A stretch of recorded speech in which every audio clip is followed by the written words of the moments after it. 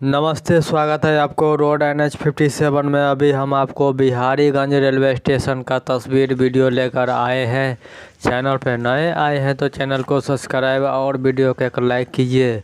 Biharigunj platform 1 का जो track है उस पे माल ट्रेन आया हुआ है, ब्लास्ट लेकर, गिट्टी लेकर, और ब्लास्ट गिराने का काम किया जा रहा है प्लेटफार्म 1 पर। और यहाँ पर जो है जल्द ट्रेन सेवा शुरू किया जाएगा, जल्द ट्रेन चालू हो जाएगा इस रेल खंड पर। और बिहार के मधेपुरा जिला में पड़ता है बिहारीगंज रेलवे स्टेशन। बिहारीगंज से लेकर बरहारा कोठी तक रेलवे लाइन बिछाई गई है और बिहारीगंज से बरहारा कोठी लगभग 11 किलोमीटर की दूरी पे है। और यहाँ पर लगातार माल ट्रेन का आवाजाही चल रही है। यहाँ पर जल्द ट्रेन सेवा शुरू किया जाएगा, ट्रेन चालू हो जाएगी। और यहाँ पर हम आपको मालगाड़ी से गिट्टी ब्लास्ट कैसे गिराया जाता है वो हम आपको लाइव दिखा रहे हैं।